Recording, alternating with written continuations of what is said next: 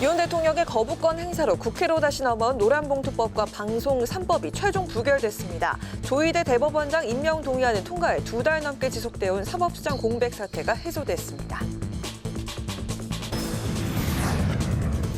여야가 12월 임시국회를 소집해 오는 20일 내년도 예산안을 처리하기로 했습니다. 법안 처리를 위한 본회의도 28일과 1월 9일 열기로 했는데 민주당은 28일 쌍특검 법안도 처리하겠다는 방침입니다. 서해 공무원 피살 사건 당시 정부가 상황을 방치하고 왜곡했다는 감사원 발표가 후폭풍을 불러왔습니다. 여당은 문 정부의 대북 정책을 비판했고 야당은 엑스포 유치 실패로 정부가 궁지에 몰리니 감사원이 다시 등장했다고 맞받았습니다. 여론의 심장을 저격하고 민심의 흐름을 날카롭게 꿰뚫어보는 여심저격. 정부 여당이 추진하고 있는 돌봄 서비스 늘봄 학교와 민주당이 총선 2호 공약으로 발표한 온 동네 초등 돌봄의 핵심 쟁점은 무엇인지 살펴보고 총선을 4개월 앞두고 여야 판세 분석은 어떤 의미가 있는지 자세히 짚어보겠습니다.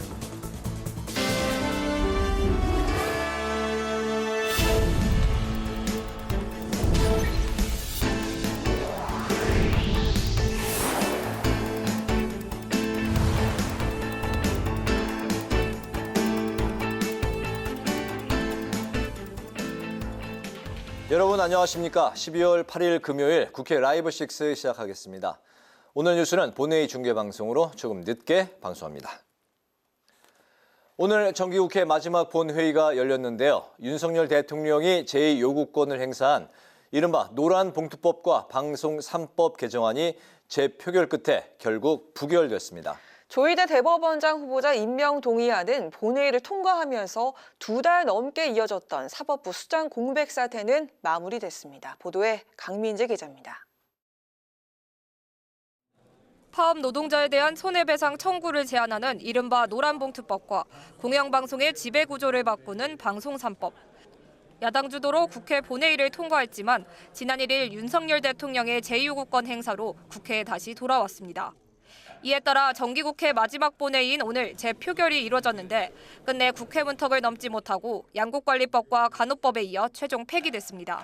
노동조합 및 노동관계조정법 일부 개정 법률안 제2의 건은 총 투표수 291표 중 가 175표, 부 115표 기권 1표로서 부결되었음을 선포합니다. 더불어민주당이 본회의 직전 두 법안에 대한 여당의 찬성을 호소하는 피켓 시위까지 벌였지만 국민의힘은 노조법을 찬성하라! 찬성하라! 노조법 반발하는 윤석열 정부 규탄한다! 국민의힘은 이미 부결을 당론으로 정했던 만큼 재의결 정족수인 출석의원 3분의 2 이상의 찬성을 얻지 못했습니다. 국민의힘은 사회적 갈등이 유발될 민주당 폭주법을 통과시킬 수 없다는 점을 재차 강조했습니다. 그동안 많은 반대 여론이 있었고 또 사회적 갈등이 유발될 것으로 예상되는 법안들입니다. 마지막 정지국회를 정쟁의 장으로 만든 민주당의 폭주법입니다. 이에 민주당은 윤석열 대통령과 국민의힘이 국회 입법권을 무력화하고 있다고 강력 규탄하며 그동안 거부된 법안들을 재추진하겠다고 선언했습니다.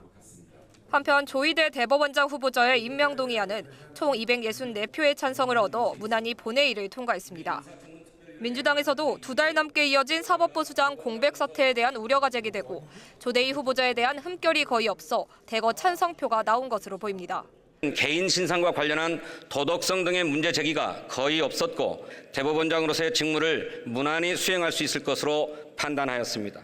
오늘 본회의에선 1기 신도시 특별법과 기업구조 개선 제도를 연장하는 기업구조 조정 촉진법 등 140여 건의 민생경제 법안 등도 처리됐습니다.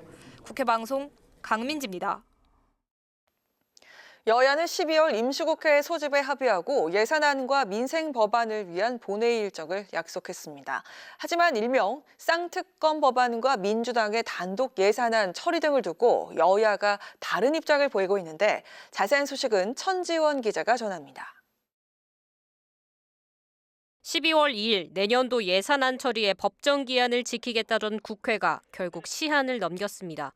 더불어민주당과 국민의힘 모두 예산안 통과가 늦어져 송구하다고 사과했습니다.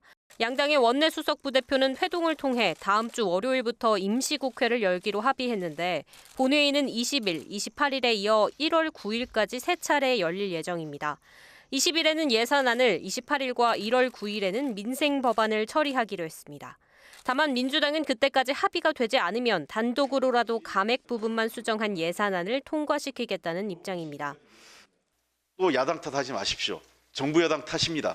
예산 편성권은 정부에 있지만 심사 동의권은 국회에 있습니다. 국민의힘은 협상이 시작되는 시점에 단독 처리를 운운하는 것은 생산적인 논의에 도움이 되지 않는다고 지적했습니다. 계속 이렇게 엄포를 놓고 있는 것은 국민들께서 오만하게 보실 것으로 생각합니다.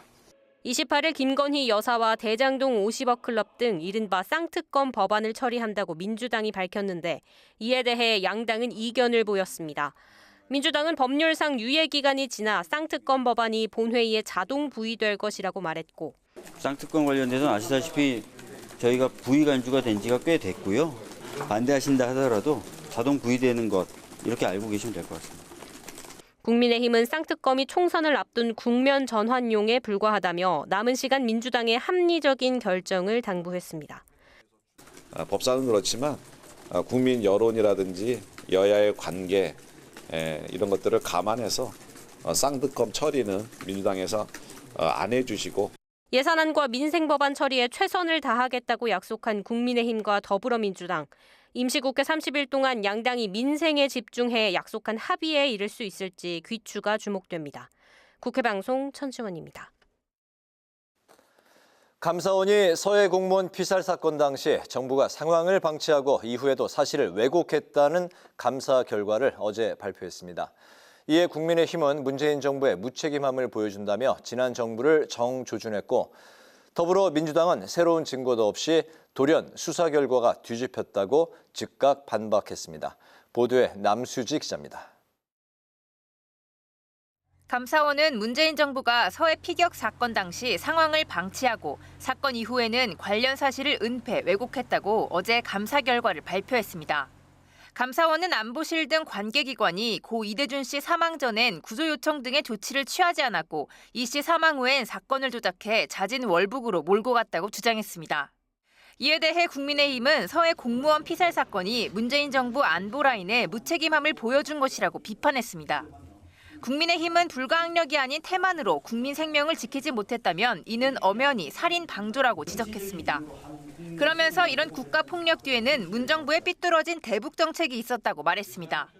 특히 민주당을 향해 사건의 책임을 인정하고 반성하는 자세를 보여주기 바란다며 사과를 촉구했습니다. 민주당은 이 시간까지 이 사건과 관련해 국민 앞에 공식 사죄하고 용서를 구한 적이 없습니다. 민주당은 책임을 인정하고 반성하는 자세를 보여주기 바라며 더불어민주당은 엑스포 유치 실패 등 윤석열 정부가 궁지에 몰리니 다시 감사원이 등장했다고 주장했습니다. 한민수 대변인은 브리핑에서 전임 정부 인사들을 법정에 세우겠다는 윤석열 정권의 의지와 이를 수행하고자 하는 감사원이 있을 뿐이라고 비판했습니다. 어떠한 사실관계의 변화도 없었습니다. 단지 어떻게든 전임 정부 인사들을 법정에 세우겠다는 윤석열 정권의 의지가 있고 이를 충실히 수행하고자 하는 감사원이 있을 뿐입니다.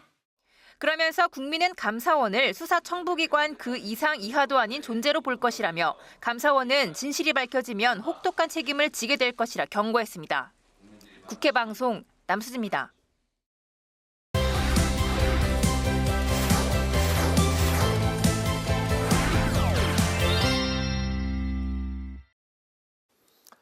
네, 한 주간 있었던 정치권의 이슈를 콕콕 집어서 정리해드리는 순서 주간 이슈픽 코너입니다.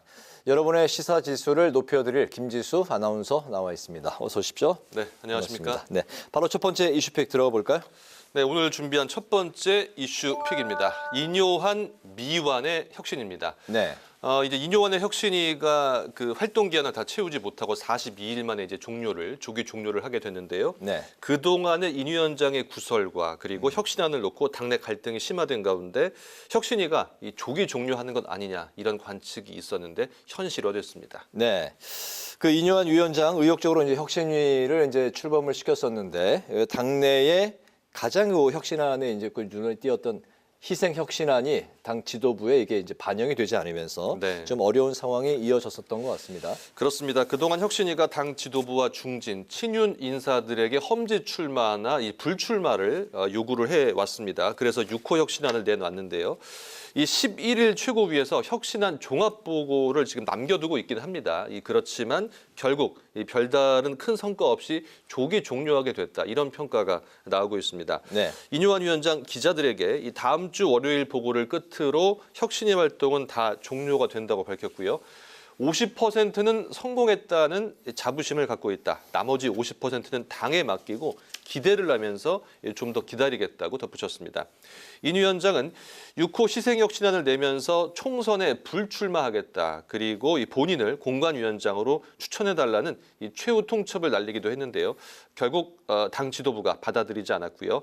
혁신이 출범 초에 요구했던 이준석 전 대표와 홍준표 대구시장, 김재원 전 최고 등 이 당내 인사들의 징계를 해제하는 이 대사면만 받아들여졌습니다. 네, 혁신위가 이제 동력을 상실했다는 이제 그 비판도 나오곤 했는데 한편에서는 당 안팎에서 지도부를 비판하는 목소리도 동시에 나왔었죠. 그렇습니다. 원래 이 처음에 혁신위가 출범했던 계기가 이 강서구청장 보궐선거에 이제 국민의힘이 패하면서 김기현 대표가 출범시킨 혁신위였거든요. 네. 그래서 당 안팎에서 당 지도부를 비판하는 목소리가 나오고 있습니다. 안철수 의원 처음에 김기현 대표가 전권을 주겠다고 했는데 전권이 아니라 무권이었다 이렇게 밝혔고요. 홍준표 대구시장도 한편의 개그 콘서트를 보여주고 떠났다. 기득권 카르텔에 막혀서 좌절을 했다고 비판을 했습니다. 어쨌든 국민의힘 혁신위가 이렇게 막을 내리면서 혁신위가 안건을 제시를 하더라도 이 안건이 구속력을 갖지 못하기 때문에 그런 한계가 드러났다. 이런 평가가 정치권에서 나오고 있습니다. 네, 김기현 대표가 띄운 혁신위였는데 또 그 혁신위가 김기현 대표와 이제 각을 세웠던 모습도 좀 이게 인상적이었던 이제 부분이었던 것 같습니다. 네. 두 번째 이슈픽 살펴볼까요? 네, 두 번째 이슈픽은 민주당 얘기입니다. 이상민 탈당, 이낙연은 신당입니다. 네. 이상민 탈당, 5선의 이상민 의원이 중진의 이상민 의원이 민주당을 탈당하면서 여파가 있었고요.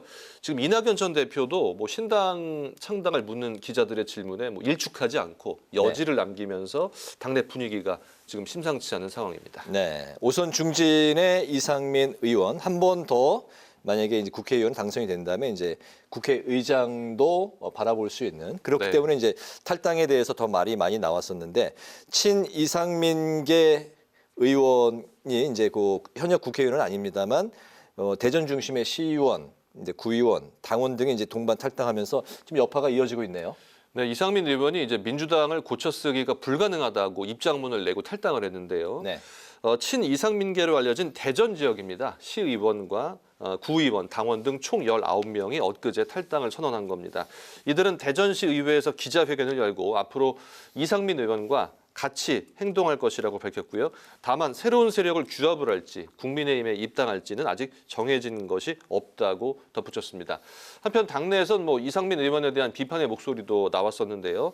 본인의 정서적 가치와 맞지 않는 당을 선택하는 것은 뭐 바람직하지 않다. 또 이 5선 의원이라는 것이 얼마나 엄청난 혜택인가. 그런데 또 이 헌신짝 버리듯 탈당을 했다. 이런 비판들이 있었습니다. 네, 그렇군요. 이낙연 전 민주당 대표에 대해서도 이목이 이제 쏠리고 있는 상황인데 신당 창당 가능성이 많이 이제 좀 점쳐지기도 하면서 또 전혀 그거는 좀 일반 호사가들의 이야기일 뿐, 뭐 실현 가능성은 뭐 전혀 없다. 뭐 이런 이야기도 또 나오고 있습니다. 그런 가운데 전 총리 3인방 김부겸, 정세균 뭐 이 분들이 이제 반명 연대를 구축할 거다 이런 관측도 나오고 있죠.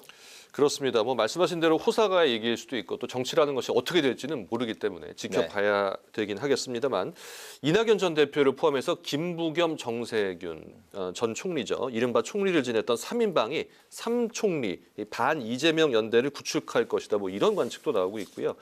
이낙연 전 대표가 지금 어제 인터뷰에서도 마냥 시간을 끌고 연기를 피울 수는 없다고 말을 해서 다시 한번 신당 창당의 가능성을 언급을 한 겁니다. 이에 당내에서는 이재명 대표와 이낙연 전 대표의 만남, 그러니까 명락회동이죠. 이른바 명락회동이 다시 한번 언급되고 있습니다. 지난 한 7월쯤이었나요? 그때 한번 만났었는데 다시 한번 언급이 되고 있는데요. 하지만 이낙연 전 대표는 지난번처럼 사진 한 장 찍고 단합한 것처럼 보이는 것이라면 의미가 없다며 회의적인 입장을 보였습니다. 여기에다 이제 강성 지지층들이 이낙연 전 대표를 출당시켜야 한다, 이런 청원이 나오기도 했었는데요. 이재명 대표가 이 청원은 이재명 대표의 지시로 삭제를 하기는 했습니다만 이낙연 전 대표가 당에서 몰아내면 받아야지 어떻게 하겠냐며 탈당까지 염두에 둔 발언을 하기도 했습니다. 네. 그래서 향후 뭐 이낙연 전 대표의 행보가 어떻게 될지 총선을 앞두고 민주당 내에서 큰 변수가 될 것으로 보입니다. 그렇군요. 창당보다는 당직을 내년 총선까지 그대로 유지할 거다라는 관측이 좀 더 많이 나오고 있는 것 같은데 어쨌든 이제 좀 추이를 지켜봐야 될 것 같고 마지막 세 번째 이슈픽도 가보죠. 네, 오늘 준비된 마지막 이슈픽입니다. 전세 사기 대책 선구제 후구상입니다. 네. 예, 선구제 후구상에 지금 이 전세 사기 대책에 들어가야 되냐 마냐를 놓고 지금 여야가 대립을 하고 있는데요. 네. 지금 전세 사기 대책, 전세 사기 특별법이 지난 5월에 이제 만들어졌죠. 급하게 만들어지면서 6개월마다 이제 보완을 하기로 했는데 이렇게 그 구제 방안을 놓고 여야가 대립을 하고 있는 상황입니다. 네, 전세 사기 피해자가 나오지 않는 세상이 됐으면 일단 뭐 먼저 좀 좋겠고요. 네. 정부가 인정을 한 전세 사기 피해자가 현재 9천 명을 넘었고 국회에서는 전세 사기 특별법을 보완하자는 논의가 이제 이어지고 있는데 그 피해자 구제 방식을 놓고 여야가 서로 좀 입장이 다르죠. 네, 앞서 말씀드렸듯이 이 전세 사기 특별법은 법안이 급히 만들어졌기 때문에 6개월마다 이제 보완 입법을 하기로 약속을 했습니다. 국회가요. 네. 그래서 국회에서 논의가 이어지고 있는데요. 말씀해주신 대로 피해자 구제안을 두고 평행선을 달리고 있는 겁니다. 국토위 전체회의에서 야당은 정부가 임대인을 대신해서 피해자들에게 먼저 전세 보증금을 돌려주고 나중에 임대인으로부터 돈을 받는 선구제 후구상 방식을 주장했는데요. 네. 야당 의원들 피해자가 원하는 실질적인 것은 바로 이 선구제 그리고 나중에 후에 구상권을 청구하는 방안이다, 이렇게 밝혔습니다. 하지만 정부와 여당은 형평성을 지적하면서 난색을 표하고 있는데요. 여당 의원들은 정부가 세금으로 개인 간의 계약으로 인해 발생한 채무를 모두 다 변제해 주는 것은 맞지 않다는데 민주당도 동의를 했었다며 형평성 문제를 제기했고요. 이 정부 측의 원희룡 국토부 장관도 제안을 하는 마음과 아이디어는 충분히 고민할 지점이지만 좀 더 신중한 검토가 필요하다는 입장을 밝혔습니다. 네.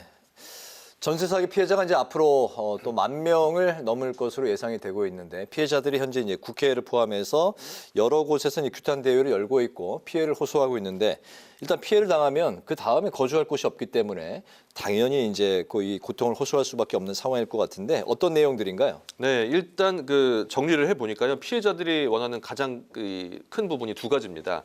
이 조금 전에 야당 의원들이 주장했던 선구제 후구상 방식으로 지원해달라는 것 하나 하고요. 그리고 이 피해자를 인정하는 절차, 이 절차를 좀 간소화해달라. 그리고 그 피해자를 인정해주는 요건을 완화해달라는 것입니다. 사실 이런 것들을 입증하기가 쉽지가 않거든요.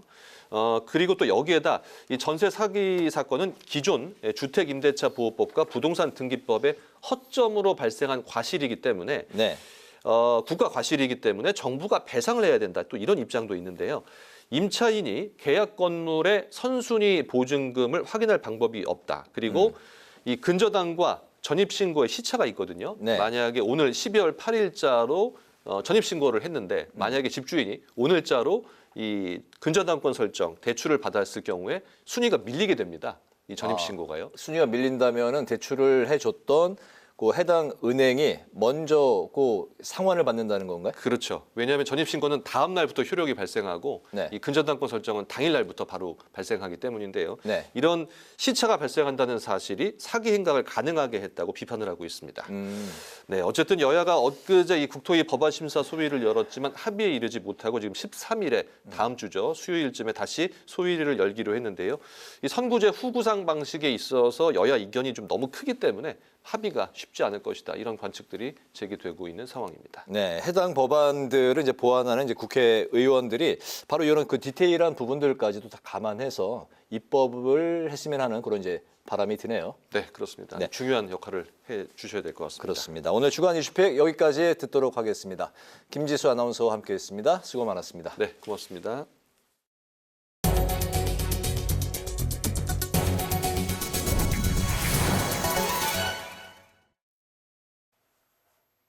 폐교 대학의 구성원들을 보호하고 구조 개선 방향을 제시하기 위해 국회에서 토론회가 열렸습니다.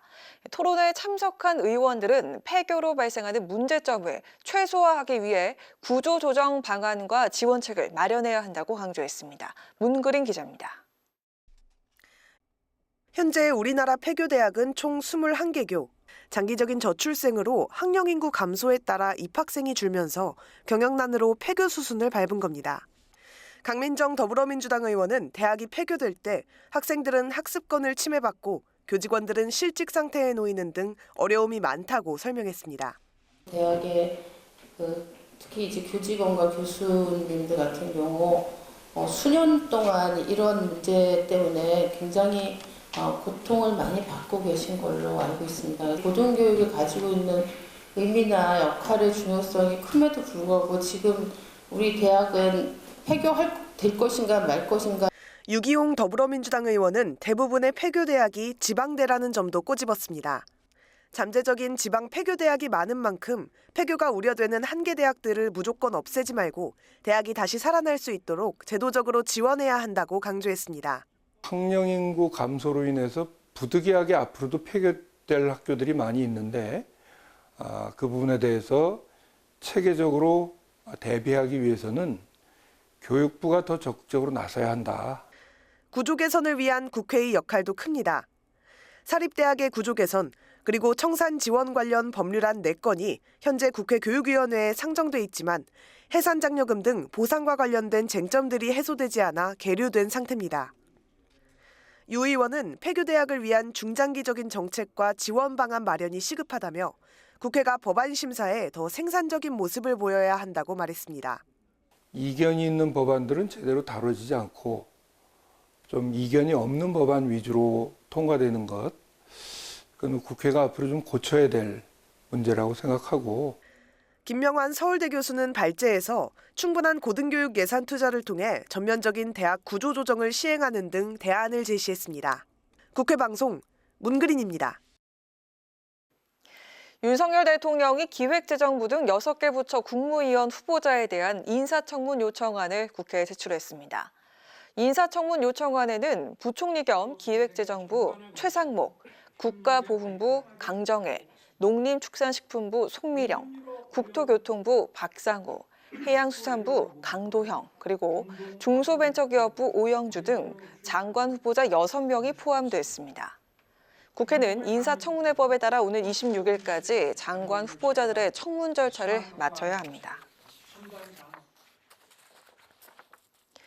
이동통신사가 수사기관 등의 개인정보를 제공할 때 개인에게 사후 통지를 강화하는 내용이 담긴 전기통신사업법 개정안이 국회 과방위를 통과했습니다. 과학기술정보방송통신위원회는 전체 회의를 열고 생명공학육성법 개정안, 이동통신 단말장치 유통구조 개선 개정안 등 17건을 의결했습니다. 통과된 안건들은 법사위를 거쳐 본회의에서 최종 의결될 예정입니다.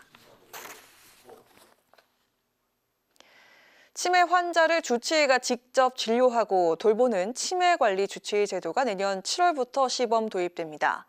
치매관리 주치의 제도는 20개 시군구에 거주하는 치매 환자 3,000명을 대상으로 연 4회 방문 진료와 연 12회 관리를 제공하고 2026년 6월까지 시범 시행됩니다. 사업 2년 차엔 약 40개 시군구로 사업 지역을 확대할 계획입니다.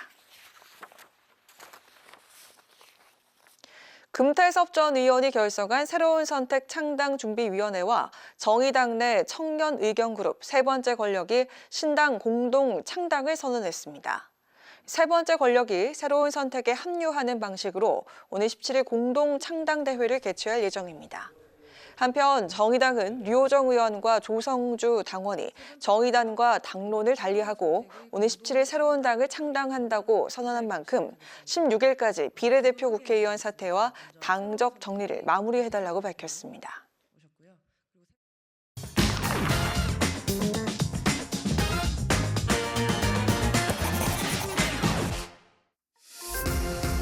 신동진의 정치노트, 오늘의 키워드는 중대재해처벌법 유예입니다.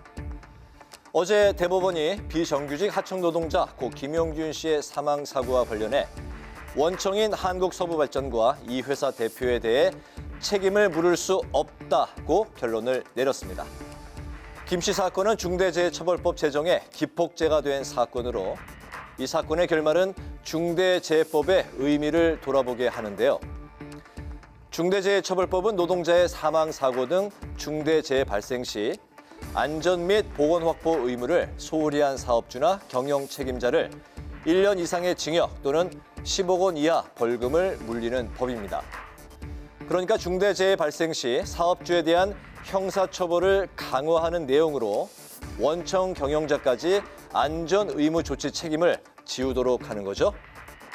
이 법은 지난 2021년 1월 8일에 국회 본회의를 통과해서 2022년 1월 27일 시행됐는데요. 시행 당시 상시 근로자가 50인 미만인 사업장이나 공사 금액 50억 원 미만의 건설공사에 대해선 2년을 유예했습니다. 그러니까 오는 2024년 1월 27일부로 유예가 종료될 예정이었는데요. 이를 앞두고 준비할 시간이 더 필요하다는 경영계와 소규모 사업장 노동자의 안전을 위해서 예정대로 시행해야 한다는 노동계 의견이 팽팽히 맞서 왔습니다. 당정은 지난 3일에 열린 고위당정협의회에서 50인 미만 기업에 대한 적용을 2년 더 유예하는 내용의 중대재해법 개정 처리 방안을 논의했다고 밝혔는데요. 내년 1월부터 50인 미만 사업장에까지 법 적용이 확대되기에는 무리가 크다는 현장의 목소리가 높습니다. 유예 기간을 더 주면서 지원을 강화하는 것도 투트랙으로 진행해 나가야 하겠습니다. 앞서 이같이 3대 조건을 들며 유예 논의 가능성을 열어뒀던 민주당은 당정이 유예를 추진하자 강한 유감을 표했습니다. 사망사고로 돌아오지 못하는 노동자가 매일 7명에 달하는 현실에서 정부와 여당이 최소한의 사과나 구체적인 실천 계획이 없이 구렁이 담 넘어가듯이 또다시 이 법을 유예한다는 것은 도저히 받을 수 없습니다. 내년 전면 시행 예정이던 중대재해처벌법 50인 미만 사업장 확대 적용이 2년 유예하는 방향으로 가닥이 잡히면서 찬반 여론이 팽팽하게 맞서고 있는데요. 정부와 여당 등에서는 중소기업의 어려운 현실을 고려해서 유예가 불가피하다는 반면 야당과 양대 노총은 50인 미만 사업장에서 사고 빈도가 높은 만큼 시행을 진행해야 한다는 입장입니다. 소규모 사업장들이 충분히 준비되지 않은 상황에서 법을 전면적으로 시행할 경우 범법자만 양산할 수밖에 없고 사업장이 문을 닫게 된다면 결국 근로자들이 피해를 보게 되기 때문입니다. 안전한 일터를 만들기 위한 환경을 조성하기 위해서라도 2년간의 유예 조치는 반드시 필요합니다. 지난 3년간 산업재해 사고 사망자의 약 80%는 50인 미만 사업장에서 나왔습니다. 지금 당장 정부가 해야 할 일은 지난 2년 동안 아무런 진전도 이뤄내지 못한 것에 대한 사과입니다. 정부는 산업 현장의 위험성 평가를 확산시키는 방향으로 중대재해 감축에 나서고 있습니다. 위험성 평가는 사업주와 근로자가 함께 사업장의 위험 요인을 파악하고 개선 대책을 적극 마련해서 중대재해를 예방하는 제도인데요. 처벌보다는 위험성 평가를 통한 사전 예방에 방점을 찍은 거죠. 하지만 연내에 추진하기로 했던 위험성 평가 의무화 방안이 사실상 내년으로 미뤄지면서 실효성에 대한 지적이 나오고 있습니다. 원청의 책임을 물을 수 있는 규정 등이 지나치게 추상적이고 포괄적이어서 아전 인수식 해석의 소지가 크다는 입장과 지난해 산재 사망의 81%는 50인 미만의 사업장에서 발생했다면서 노동자들의 사망 행렬이 지금 이 순간에도 계속되고 있다는 입장이 충돌을 하고 있습니다. 여당이 12월 임시국회 내에 중대재해처벌법 적용을 2년 유예하는 법안을 반드시 처리하겠다는 입장을 밝혔고 또 민주당은 이에 조건부 합의 의사를 밝힌 상태인데요. 중소업계와 노동계 모두가 만족할 수 있는 대비책 마련이 시급해 보입니다. 지금까지 신동진의 정치 노트였습니다.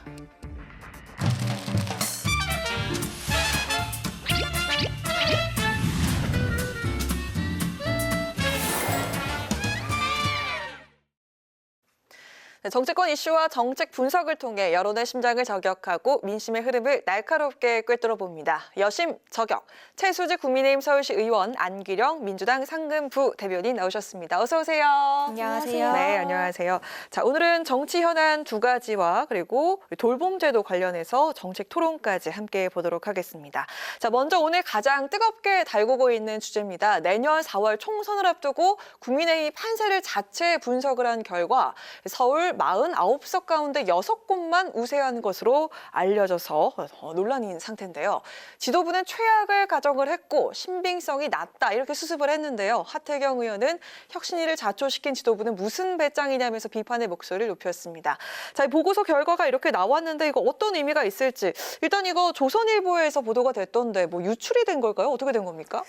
저도 유출이라고 생각을 하고 있는데요. 네. 일단 지도부가 이렇게 반응을 한 건 조금 아쉽다는 이야기부터 드리고 네, 싶어요. 최악을 가정한 것이다, 뭐 신빙성이 낮다 이렇게 이야기를 했었어는 안 된다라고 말씀을 드리고 싶고요. 어떻게 했어야 됐을까요? 조금 그거에 대한 뭔가 설명을 더 자세하게 한다든지 이게 경위가 어떻게 됐는지에 대한 이야기가 전혀 없잖아요. 그래서 오히려 궁금증을 좀 많이 갖고 계시는 걸로 알고 있습니다. 네. 그리고 실제로 수도권에서 조금 총선이 어려울 것 같다라는 전망을 저도 개인적으로 하고 있는데 이 12월과 1월이 총선 전에 골든타임이라고 네. 생각을 하거든요. 그래서 오히려 조금 좋은 모습을 보여드려서 얼른 반전을 좀 꾀해야 한다 이렇게 생각을 합니다. 그리고 혁신위원회 같은 경우는 24일까지 이제 활동 기한이었는데 조금 조기 종료가 되었습니다. 그래서 이런 혁신위를 뭐 자초시키고 무슨 배짱이냐 이런 비판들도 내부에서 나오고 있는 상황인데요. 네. 좀 사실 정치는 저는 이렇게 생각해요. 타이밍과 명분이 상당히 중요하다고 생각을 합니다. 그런데 이 혁신위에서 갑자기 불출마, 험지 출마 이런 것들이 이제 논의가 되면서 조금 전략이 없는 상태에서 성급하게 좀 결과를 도출해내려고 하니까 좀 이런 문제들이 생겼었고 부산 엑스포 유치를 실패하는 것이나 이런 표면적으로 보이는 혁신위와의 갈등 이런 것들이 조금 서울에서 이런 보고서에 영향을 미치지 않았나 이렇게 보고 있습니다. 그래서 지금은 어쨌든 간에 공은 김기현 대표한테 넘어가 있는 상태니까요. 좀 정치적인 숙제를 풀어나가는 것은 어떻게 드리블을 하느냐에 따라 달렸다 이런 말씀 드리고 싶습니다. 네, 그렇습니다. 지금 이 시기가 정말 말씀하신 대로 골든타임인 것 같은데 총선을 향해가는 그 과정에서 좀 삐걱대는 그런 소음들이 좀 있었던 것 같고 지난 총선 2020년 21대 총선에서 서울에서 그 지금 현재 여당이 8석을 가져갔는데 이거 예측이 더 낮습니다. 6석입니다. 네. 타당에서 지금 이 상황 좀 어떻게 보고 있을까요? 글쎄요. 국민의힘 상황에 관련된 이야기라서 제가 뭐 특별히 말씀을 드리기가 조심스럽긴 한데 네, 그 의미도 함께 좀 분석을 해볼 수 있을 것 같은데요. 뭐 경각심을 가지라는 뜻에서 뭐 벌써 이런 조사 결과가 나온 것 같기도 하고요. 네, 뭐 총선은 뭐 가봐야 알죠. 아, 그렇게만 답변을 해주시는 건가요? 네, 알겠습니다. 자, 그럼 민주당 질문도 남아 있습니다. 어제 그 민주당은 총선에서 낮은 평가를 받은 현역 의원에게 페널티를 강화하고 전당대회에선 권리당원의 표 비중을 높이기로 했습니다. 자, 그러자 비명계 의원들이 강하게 발언을 했는데 나치당이다 이렇게 비판을 쏟아냈고요. 자, 이런 내부 갈등 속에서 이해찬 민주당 고문은 내년 총선에서 최대 180석을 얻을 수 있다.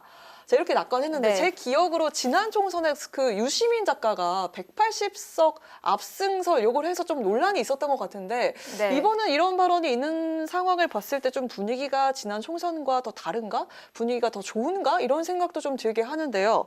자, 지금 민주당이 현재 행보 어떻게 보면 좋을까요? 그 앞서 국민의힘 판세를 자체 네. 분석한 결과에 대한 이야기를 나누기도 했는데 네. 뭐 사실 여론조사 결과 같은 걸 봐도 다른 여론조사 결과를 봐도 뭐 민주당에 불리한 상황은 아닌 것 같습니다. 현재의 지지율을 떠나서 내년 총선에서 정권 견제론이 더 우세한 상황이니까요. 네. 그렇지만 지도부에서는 좀 낙관은 금물이다. 끝까지 겸손해야 된다. 머리를 숙여야 된다. 이러한 이야기가 나오고 있는 것도 사실입니다. 그렇기 때문에 뭐 이해찬 고문의 이런 발언에 대해서 너무 경솔한 것 아니냐라는 일각의 지적이 있는 것도 알고 있습니다. 하지만 것 같다. 네. 전직 총리시고 또 전직 당 대표십니다. 네. 그런 민주당의 큰 어른으로서는 이렇게 충분히 하실 수 있는 말씀이라고 저는 개인적으로 생각하고요. 그리고 총선에서 낮은 평가를 받은 현역 의원에게 페널티를 강화하는 것은 저는 지극히 상식적인 일이라고 생각이 들거든요. 네. 국회의원도 일을 제대로 못했다라고 평가를 받으면 당연히 불이익을 받아야죠. 그런데 거기에 반발하는 것은 저는 상식에 반하는 반응이라고 생각이 들고요. 그리고 전당대회에서 권리당원의 표 비중을 높이기로 한 것도 마찬가지입니다. 현행 대의원이 권리당원보다 60배 높은 가치의 표를 행사할 수가 있는데 이걸 20대 1 정도로 줄이자는 것입니다. 저는 개인적으로 1인 1표제를 행사해야 된다라고 생각을 하거든요. 대의원 같은 경우에 과거에 민주당의 호남 지역의 당원 수가 굉장히 많다 보니까 네. 그리고 이제 의사 과정의 효율성 때문에 대의원제를 둔 것인데 지금은 시대가 많이 변했습니다. 당원 분포도 많이 달라졌고요. 그리고 스마트 기기 같은 걸 통해서 신속하고 즉각적인 의사결정이 가능한 시대거든요. 그런데도 이런 과거의 제도를 고수하는 것은 저는 오히려 시대착오적이라고 생각이 듭니다. 그리고 국민의힘에서는 네. 대의원제를 두고 있지만 전당대회에서 대의원의 표를 따로 두고 있지 않습니다. 1인 1표를 행사하고 있거든요. 저는 이 부분에 있어서는 민주당이 국민의힘보다 좀 뒤처진다라고 판단을 합니다. 네. 그렇기 때문에 이렇게 당내에서 나치당이라는 비판을 쏟아내는 것은 본인의 기득권 지키기를 위한 것이 아닌가, 본인의 이제 입지가 다음 총선에서 흔들릴 것 같으니까 당 내에 흠집을 내려는 의도 아닌가라는 생각을 할 수밖에 없습니다. 네, 자 그리고 그 민주당이 전략공천관리위원장에 4선 중진인 안규백 의원을 임명을 했습니다. 이에 네. 대한 의미도 좀 설명을 들어볼까요? 안규백 의원 같은 경우에는 지난해 전당대회를 앞두고 전당대회 준비위원회 위원장을 맡은 전력도 있습니다. 네. 그만큼 합리적이고 또 특정 계파에 속해 있지 않다라는 장점을 가지고 계신 분이라고 알고 있습니다. 네, 아까 그 최 의원이 그 서울에서 많은 그 의석을 확보하기는 좀 어려울 것 같다라는 전망을 살짝 해주셨는데 민주당 지금 180석 발언도 나오고 있는데 지금 외부에서 볼 때 이 상황 어떻게 보시고 계신지 들어볼까요? 네, 이해찬 고문 같은 경우에는 좀 그래도 너무 낙관을 하시면 네. 당의 어른으로서 이제 민주당에서 이제 따라가는 후배들이 조금 받아들일 때 너무 안일하게 생각하지 않을까 저는 이렇게 오히려 말씀을 드리고 싶고요. 네. 이재명 대표가 이번에 당원 개정한 경우 같은 거는 조금 지나치게 욕심을 부린 게 아닌가라는 생각도 들었습니다. 지금 민주당 안에서는 권리당원이라고 하죠. 권리당원 같이 권리당원의 대부분 유입된 세력들은 개딸, 소위 이재명 당대표가 이제 체제로 들어서면서 개딸들이 많이 유입됐습니다. 그래서 저는 오히려 이런 것들이 조금 이재명 당대표와 가까운 분들이 다음 전당대회 때도 조금 많이 우세할 것이다라는 것을 예측할 수 있을 것 같아서 좀 이원욱 의원 같은 경우는 이렇게 좀 강하게 비판을 했잖아요. 나치당 혹은 독재 권력이라는 단어까지 사용을 했거든요. 네. 그래서 당에서 이런 비판이 나오는 것도 조금은 좀 잘 듣고 주변에서도 보좌를 좀 잘 하셔야 될 것 같다라는 생각이 들었어요. 그런데 한 가지만 덧붙이자면 네. 이 대의원의 표 비중을 낮추자라는 이야기는 이재명 대표님이 대표에 취임하기 이전부터 계속해서 나왔던 이야기입니다. 그래서 제가 안규백 의원님과 함께 지난해 전당대회 준비위원회에서 당원 개정을 추진할 때도 이 이야기가 나왔었거든요. 그러니까 민주당에서 과거부터 꾸준히 제기되어 온 이야기이다. 그리고 사실 이런 부분은 전당대회를 앞두고 급히 고치면 더 논란이 될 수 있습니다. 그렇기 때문에 지금 고치는 게 맞다라는 말씀을 드리겠습니다. 네, 알겠습니다. 자, 이제 정책 토론 이어가도록 하겠습니다. 이틀 전에 이재명 민주당 대표가 총선 2호 공약으로 온 동네 초등 돌봄 제도를 발표를 했습니다. 현 정부가 교육부를 통해 운영하고 있는 돌봄 서비스인 늘봄학교 단점을 보완해서 국가, 지자체, 교육청이 함께 지원하는 새 정책을 추진하겠다는 건데요. 이 돌봄 서비스를 두고 여야 시각이 엇갈렸습니다. 어떤 제도가 질 높은 교육 환경을 제공할 수 있을지 여심 저격에서 심도 있게 짚어보도록 하겠습니다. 자, 안 대변인, 우선 그 민주당이 발표한 온 동네 초등 돌봄 제도는 올해부터 그 윤석열 정부가 추진한 늘봄학교, 이거와 어떤 차이점이 있는 걸까요? 네, 최근에 교사 노동조합 연맹이 기자회견을 열고 늘봄학교는 초등학교의 정체성 혼란과 질 낮은 교육, 보육을 야기한다라고 발표한 바가 있습니다. 이 정체성 혼란이 무슨 이야기냐면 윤석열 정부가 시행하고 있는 늘봄학교 같은 경우에는 교육과 보육이 엄연히 다르지 않습니까? 그런데 이 두 개를 혼용을 했고 또 학교에 부담을 전가했다라는 부작용을 낳았습니다. 그렇다 보니까 선생님들의 업무가 과중이 됐고요. 돌봄 프로그램이 부실하게 운영이 되고 또 학교 내에 공간이 부족하다라는 문제들을 야기했습니다. 그렇다 보니까 돌봄의 질이 떨어지는 것은 물론이고 학교에 정상적으로 진행되어야 할 교육에까지 악영향을 미쳤거든요. 민주당이 제안하는 온 동네 초등 돌봄은 국가와 지자체 그리고 교육청이 함께 나서서 유기적으로 결합해서 이 돌봄을 지원하자라는 제도입니다. 그러니까 국가가 책임을 지고 지자체가 직영하는 제도라고 이해하시면 될 것 같은데요. 한 아이를 기르려면 온 마을이 필요하다라는 말처럼 초등 돌봄의 부담을 학교에만 전가시키지 않고 이 국가와 지자체, 교육청 등 온 그 동네가 함께 지원해서 아이들을 체계적으로 돌봐주는 시스템을 구축하자라는 것입니다. 또 예산 같은 경우에도 윤석열 정부는 국고 지원이 없이 특별 교부금이나 교육청 자체 예산만으로 해결하라는 시기였는데 이 민주당이 제안하는 제도는 유기적으로 결합한다고 말씀드렸잖아요. 국가와 지자체가 예산을 지원하고 그 예산을 가지고 지자체가 뭐 돌봄 교사를 선발하고 관리하고 프로그램을 운영하고 그런 행사를 하게 되고요. 또 교육청은 기존 돌봄 교사에 대한 인건비 지원과 관리도 담당하게 됩니다. 네, 차이점에 대한 설명해 주셨는데 덧붙이실 말씀 있으실까요? 네. 늘봄 학교가 사실은 조금 인력이나 이런 교실 같은 경우가 부족해가지고 비판을 받고 있는 건 사실인데요. 네. 이거에 대한 해결책들이 지금 좀 준비가 되어가고 있습니다. 저희 국민의힘과 정부 그리고 대통령실이 같이 고위당정협의회를 지난 3일 날 열었는데 이제 24년도 이 돌봄 학교에 대해서 어떻게 지원을 해나갈 건지에 대한 계획안을 발표한다고 이달 안에 발표한다고 하니까요. 그런 부분을 같이 좀 팔로우업 해주셨으면 좋겠다 이런 생각이 들었습니다. 네, 이제 그 연말이 되고 있는데 늘봄 학교는 올해부터 시범 운영을 했습니다. 내년에 부족한 점을 보완해서 전국으로 확대하겠다는 계획인데 한 시행한 지 1년이 정도 돼 가고 있습니다. 자, 민주당에 따르면 이 늘봄 학교는 올 상반기 5개 교육청에서 시범 운영을 했지만 해당 지역의 초등학생 119만 명 중에 이용자가 그저 6천 명에 그쳤다. 생각보다 이용자가 많지가 않았다라는 그런 통계인데요. 또 장소가 부족하고 교사의 업무가 과중돼서 반발이 큰 상황. 아까 안 대변인께서도 설명을 해주셨습니다. 이게 속도전보다는 문제 해결이 좀 시급해 보이는 상황인데 어떻게 평가를 하시는지 좀 들어볼까요? 일단은 정말 오랜만에 이 정부 여당이랑 제1야당이 일단은 궤를 같이 한다는 데에서 좀 저는 안도감 비슷한 거를 좀 느꼈다 먼저 말씀을 드리고 싶었고요.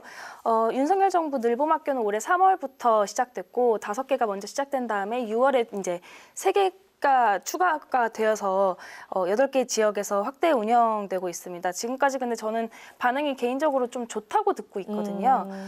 방과후 학교 교육부 통계 자료에서도 볼 수 있듯이 2022년 이후에 이 늘봄학교가 일반교보다 지표 수준이 높은 것으로 나타났습니다. 그래서 네. 좀 소개 성과는 있다 이렇게 평가를 하고 싶고요. 아까 앵커께서도 말씀해 주셨다시피 늘봄학교 이용자가 6천 명밖에 되지 않는다라고 비판을 해주셨는데 그만큼 급했던 좀 맞벌이 부부나 아니면 혼자 양육과 육아와 모든 것을 다 생계까지 책임져야 되는 편부모 가정 같은 이런 정말 시급했던 가정들에서는 조금 학부모들의 반응이 긍정적인 반응이라고 저는 전해 들었습니다. 네. 하지만 이 늘봄학교 아까도 말씀드렸다시피 늘봄학교가 상당히 좀 인적으로 재원적으로 좀 부족한 것은 인정을 합니다. 그래서 이 늘봄 교실의 행정적인 업무나 이 돌봄을 할 때 교육부에서 이제 교육 공무직들이 이제 돌봄으로 같이 일을 하게 되는데 만약에 이분들이 추가 시간을 더 이용하면서 채워지지 못하는 부분, 인력 부분에 대해서는 자원봉사를 채용하게 되어 있거든요. 네. 근데 이런 자원봉사를 채용하는 것이라든지 행정적인 것, 또 이런 자원봉사자가 오지 못했을 때 교사들이 대신 들어가야 되는 좀 이런 문제점들이 있어서 교사에 좀 부담이 되는 것은 맞다고 이야기를 들었고요. 그래서 아까도 말씀해 드렸다시피 고위당정협의회에서 조금 대학이나 기업, 공공기관들이 같이 참여를 하는 방안을 정부에서 마련하고 있으니까요. 교육 현장에서는 발생하는 조금 혼란이 줄어들 수도 있을 것이라고 전망하고 있습니다. 그 인원이 좀 부족할 때 교사가 기존 업무를 더 추가해가지고 담당을 하게 되는 건 좀 업무 과중이 될 것 같다는 생각이 들고 또 아무리 들어봐도 좀 제도가 안착이 되려면 시간이 필요해 보입니다. 하지만 그 민주당은 당장 내년부터 온 동네 초등 돌봄 예산으로 156억을 증액하고 새 정책에 시동을 걸고 있는데 이렇게 되면 그 교육계에 오히려 혼란을 주지 않을까 하는 그런 시선도 있는 것 같은데요. 그런데 어쨌든 근본적인 문제가 제기가 됐잖아요. 지금의 늘봄 학교를 그대로 추진하는 게 저는 교육계에 더 큰 혼란을 줄 수도 있다라고 생각이 듭니다. 아까 실제로 늘봄 학교를 이용하는 학생과 양육자 수가 굉장히 적다라는 말씀을 해주셨는데 올해 상반기 시범 운영된 결과 0.5% 초등학교 학생들의 0.5%만이 늘봄 학교를 이용했다고 합니다. 그러면 이런 실패한 정책으로 평가되는 것을 그대로 가지고 가는 것은 속도전으로 밀어붙이는 것은 오히려 그게 더 교육계의 혼란을 초래할 것이라고 생각됩니다. 네. 근데 지금 내년 예산안 주도권을 또 민주당이 잡고 있는 상황이죠. 교육부 내년 예산도 95조 6천억 원으로 올해보다 6조 이상 감액이 또 된 상황인데 예산이 줄어든 상황에 이 늘봄 학교를 전국으로 확대시킬 수 있는 방안이 현실적으로 있나요? 아까 잠깐 언급드렸던 24년도 늘봄학교 추진 계획을 발표하겠다고 말씀을 드렸잖아요. 근데 오늘 단독 기사에도 나왔듯이 내용이 조금씩 일찍 나오기 시작했습니다. 네, 어떤 내용이었죠? 이화여대와 셀트리온, 그러니까 대학과 기업이 같이 연계를 하는 프로그램들이 계속 나오는 건데요. 이화여대와 셀트리온이 헬스 교육을 만든다든지 진주 교대랑 현대차가 모빌리티 교육을 만든다든지 이런 협력 프로그램들이 지금 개발 보급 중입니다. 그래서 좀 이런 양지대 프로그램들이 빠르면 이달부터 늘봄학교 대상교들에게 겨울방학 프로그램으로 좀 활용될 것이다. 이런 겨울방학부터 당장. 가 있습니다. 그래서 저는 이런 좀 민간 협력이 다양한 소스로 활용이 되어서 윤석열 정부가 좀 우선적으로 다양하게 행재정적으로 지원을 할 수 있는데 도움이 될 수 있는 방안이 될 수 있을 것이다. 이렇게 말씀을 드리고 싶고요. 또 지금은 교육과 돌봄의 경계가 상당히 모호해져 가고 있는 상황이거든요.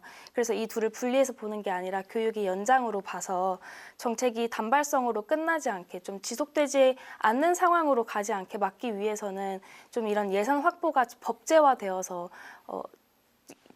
한 사업이 계속 지속적으로 좀 진행이 될 수 있도록 돕는 방안도 두 번째 방안이 될 수 있을 거라고 생각합니다. 민간에서 협력을 또 도움받을 수 있다. 그런 방안들을 강구하는 것은 좋은데 또 좋은 방안이라는 생각도 드는데요. 결국은 국가가 책임지겠다라기보다는 좀 민간의 책임을 떠넘기는 듯한 느낌이 듭니다. 사실 교육 같은 경우에는 백년대계라고 하잖아요. 그러니까 미래의 우리나라의 뭐 여러 가지들을 책임질 아이들을 위해서라도 국가가 조금 더 나서는 모습을 보여줘야 된다라는 생각이 들고, 그래서 이제 민주당이 제안하는 안은 국가와 지자체 교육청이 함께 유기적으로 협력하는 것이고요.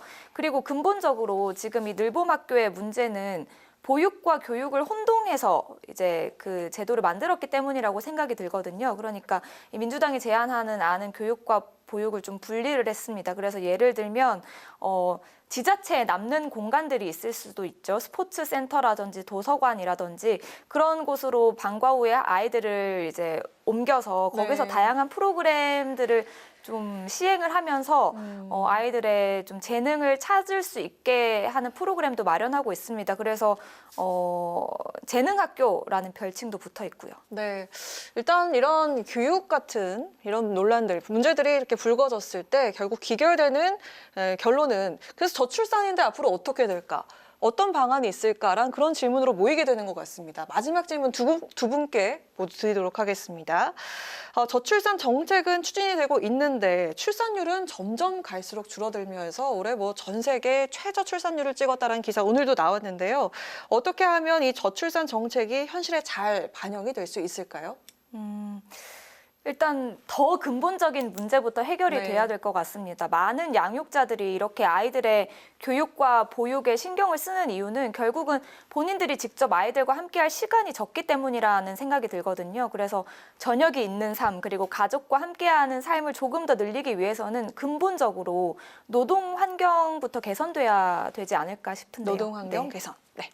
네, 저는 저출산 고령화 또 이런 여성의 사회적 경력이 단절되어가는 좀 이런 부분들이 오히려 늘봄학교나 방과후 학교 같은 이런 돌봄 서비스의 필요성을 조금 더 늘리게 되는 수순일 거라고 전망한다고 말씀을 드리고 싶습니다.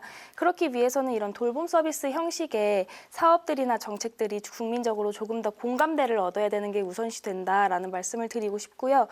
결국에는 다 저출산 정책의 일환입니다.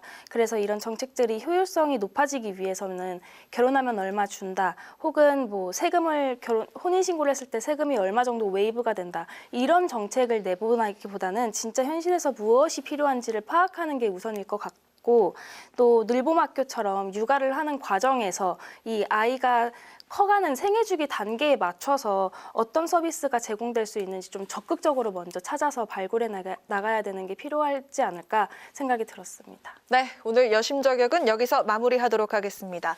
지금까지 최수지 국민의힘 서울시 의원, 안기령 민주당 상근부 대변인과 함께한 여심저격 시간이었습니다. 두 분 고맙습니다. 네, 오늘 국회 라이브 6 여기까지입니다. 시청해주신 여러분 고맙습니다. 편안한 주말 보내십시오.